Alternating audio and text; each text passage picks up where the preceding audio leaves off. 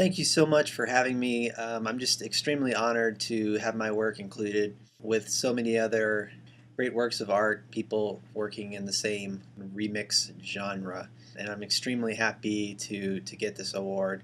It means a lot to me. So thanks.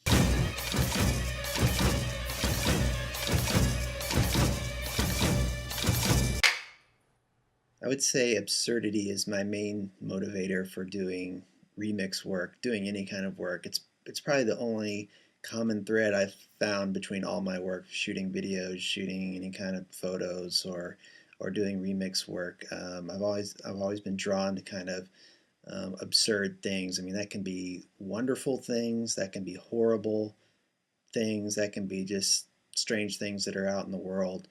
And with remix work, a lot of that absurdity comes from things you see on TV, specifically ads.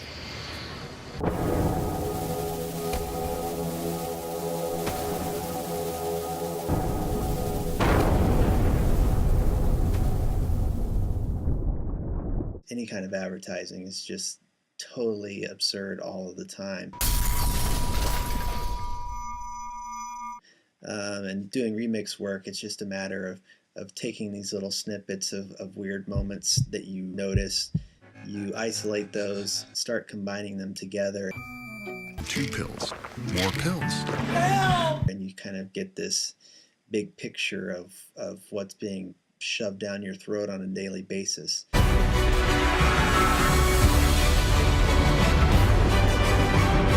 The future of TV is now! Looking for clear answers? Want to get away? Is your mouth watering yet? Can't fit into your pants? Today's the day. Today's the day. I am ready. I am totally blind. Your brain changes as you get older. Out of nowhere, crying. 3rd time that day. Do you have trouble falling asleep? I feel tired all the time. Do you know how your laxative works? Side effects may include diarrhea. Amazing. Enjoy the relief. More confidence, more libido, more testosterone. Call us right now. So absurdity is a huge motivator. The other thing with remixing, it's what a lot of people are into it for, is just making something out of nothing. Taking these messages that are meant to sell you things, make you a consumer, and turning those in on themselves and critiquing that message that's meant to motivate you to consume. Video remixing is just something I kind of picked up naturally. I grew up in the 80s. Fun.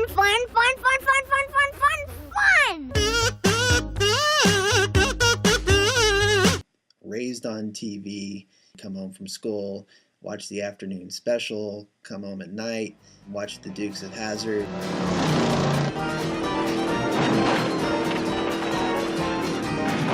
Eat my little dinner on my TV tray. I was totally fascinated by commercials. Hulk Hogan doesn't eat nuts and honey. Did you take this? I used to have a little tape recorder that I would record the audio from the TV on and then go back in my room and play it and make little weird recordings and stuff. Whatever you do, don't put this on your tape. So I was always just fascinated by TV, and I grew up in that era in the 80s where we had VCRs, we had these boom boxes and tape recording technology, remote controls, cable TV, HBO, MTV. I was fascinated by Weird Al. When Herbie Hancock came out, that was a huge thing for me. Like turntable scratching blew my mind. Public Enemy was a big thing when I was in junior high and high school. Get twisted! So I was always just kind of drawn to kind of sample-based media, and also anybody doing any kind of parody was always really interesting to me. So I kind of just grew up in this mediated world, and when I got in front of some actual editing equipment, it was like, okay, this all makes sense. I know how to put it together. With a lot of work that I do, I don't have a precise idea of what I'm trying to accomplish going into the project. What I tend to do is gather all the footage first. I'll have a general idea, do a big farming session, get all the footage together and start working with it, and see what kind of connections come out of that.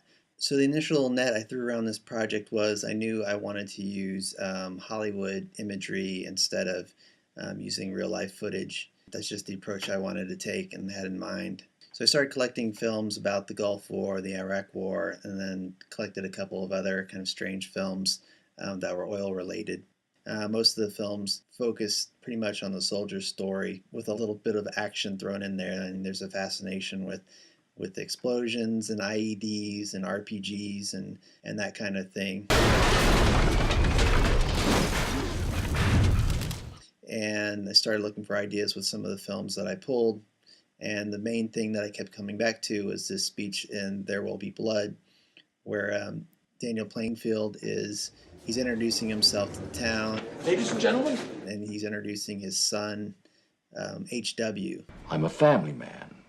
I run a family business. This is my son and my partner, H.W. And I remember H.W. and George W. and initially made that connection. So when I went back to the speech and listened to the whole thing, that particular scene is called The Prospectors Arrive.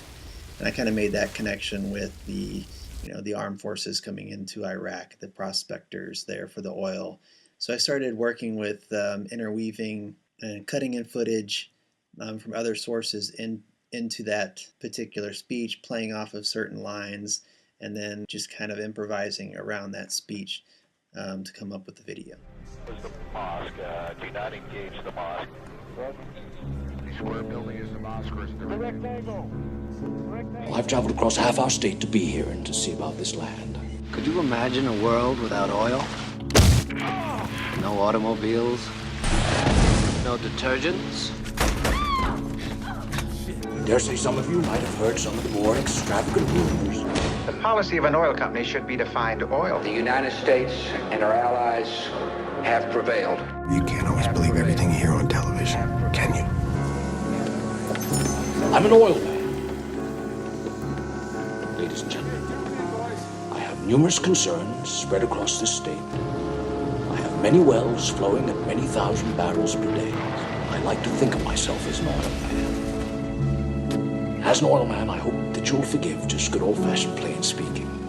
Try to imagine the ultimate fucking nightmare. And that won't come close to this son of a bitch when he gets pissed. The United States of America will not be intimidated by a bunch of thugs. Just a decade ago, these fields were beyond our reach. We didn't have the technology. This work that we do is very much a family enterprise. I work side by side with my wonderful son, H.W. I think one or two of you might have met him already.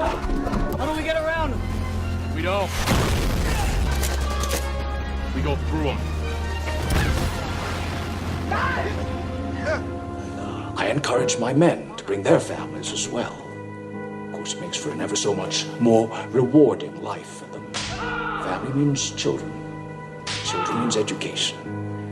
So wherever we set up camp, education is a necessity, and we're just so happy to take care of that. So let's build a wonderful school in Little Boston. These children are the future that we strive for, and so they should have the very best of things. Something else. And please don't be insulted if I speak about this. Bread. Let's talk about bread. Now, to my mind, it's an abomination to consider that any man, woman, or child in this magnificent country of ours should have to look upon a loaf of bread as a luxury. We're going to dig water wells here. Water wells means irrigation. Irrigation means cultivation. We're going to raise crops here where before it just simply wasn't possible. You're going to have more grain and you know what to do with it. Bread will be coming right out of your ears, man. New roads, agriculture, employment, education. These are just a few of the things we can offer you. And I assure you, ladies and gentlemen, that if we do find oil here, and I think there's a very good chance that we will, this community of yours will not only survive, it will flourish. I'd be happy to answer any questions that you might have.